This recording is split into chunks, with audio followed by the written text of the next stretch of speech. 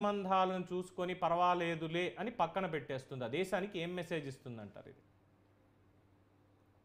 ఇది అంటే వైసీపీ అవినీతి జగన్మోహన్ నేను రెడ్డి గారు. పేరెత్తట్లేదు సార్. నేను పార్టీల పేరెత్తట్లేదు. అవినీతి అన్నది మాత్రమే చెప్పాను. Okay, okay. అదే ఆ పార్టీల పాటు అది అన్ని కలిసే ఉంటాయి. ఖచ్చితంగా నేను జరగబోయే దాని గురించి చెప్పను. జరిగిన దాని గురించి చెప్తా. మేము 10 ఏళ్ళు అధికారంలో ఉన్నాము.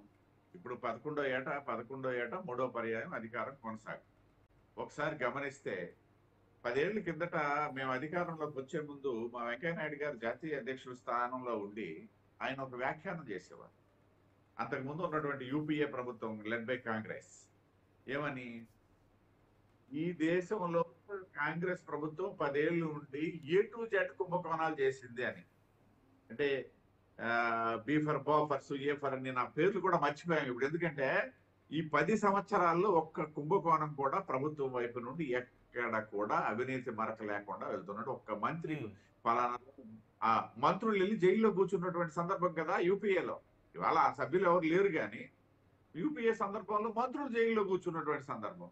ఇవాళ 10 సంవత్సరాలు తీసుకున్నట్టయితే ఒక్క కుంభకోణం కానీ ఒక అవినీతి ఆరోపణలు కానీ ఏమీ లేకుండా కోవిడ్ లాంటి మహమ్మారి 2 సంవత్సరాల పాటు ప్రపంచాన్ని కుదిపేసినటువంటి సందర్భంలో కూడా భారతదేశంలో దాన్ని ఎదుర్కోవడమే కాకుండా భారతదేశంలో అదే సమయంలో ఉత్పాదక స్థితి పెంచుకొని ఇతర దేశాల మీద ఆధారపడడాన్ని తగ్గించుకొని ఇటు ఔషధ రంగంలో అయితేనేమి అటు వ్యాక్సిన్ లో అయితేనేమి ఇవన్నీ విజయాలు సొంతం చేసుకుంటూ ఇవాళ 3వ స్థానం దిశగా 5వ స్థానానికి చేరి 3వ స్థానం దిశగా నిరవధికంగా పరుగులెడుతున్నటువంటి ఆర్థిక వ్యవస్థ.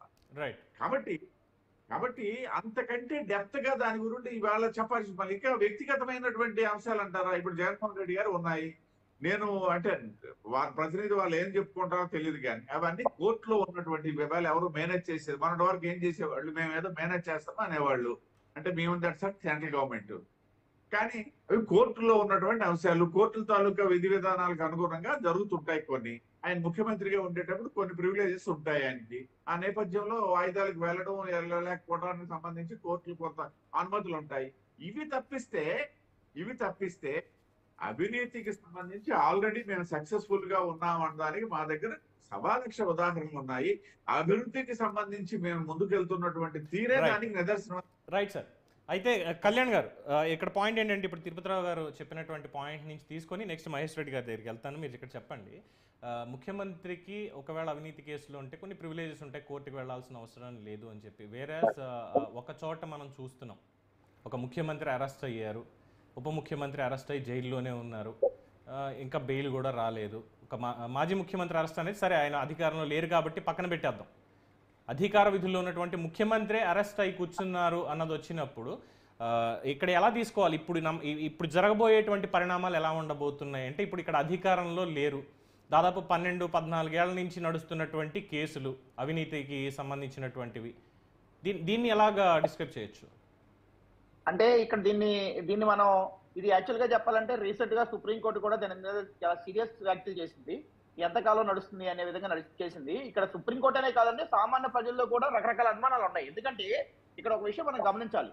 ఇప్పుడు జగన్మోహన్ రెడ్డి గారు ఏ అయితే కేసులు ఎదుర్కొంటున్నారో ఇవన్నీ కూడా ఆయన తండ్రి అధికారంలో ఉన్నప్పుడు ఆ అధికారాన్ని దుర్వినియోగపరిచి ఈయన లబ్ధి పొందారు అనే దాని ఆరోపణలతో ఏర్పడి ఎక్కువ శాతం గత 5 ఏళ్లలో చేసిన పరిపాలన పక్కన పెడితే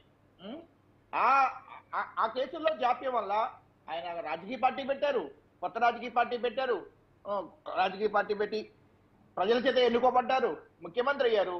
ముఖ్యమంత్రి అయిన తర్వాత ఇంకో విషయం నేను గుర్తు చేశానండి, ఆయన ఉంది కండిషనల్ బెయిల్ మీద. అంటే ఈ కేసుకు సంబంధించిన విషయాల్లో ఎక్కడా కూడా, ఈ కేసు దర్యాప్తు విషయాల్లో కూడా ఎక్కడా కూడా ఆటంకం కానీ లేకపోతే దానికి అడ్డంకులు కానీ సృష్టించకూడదు అని చెప్పిన కండిషన్ బెయిల్ మీద ఆయన బయట ఉన్నారు. ఆ క్రమంలో ఆయన ముఖ్యమంత్రి అయ్యారు.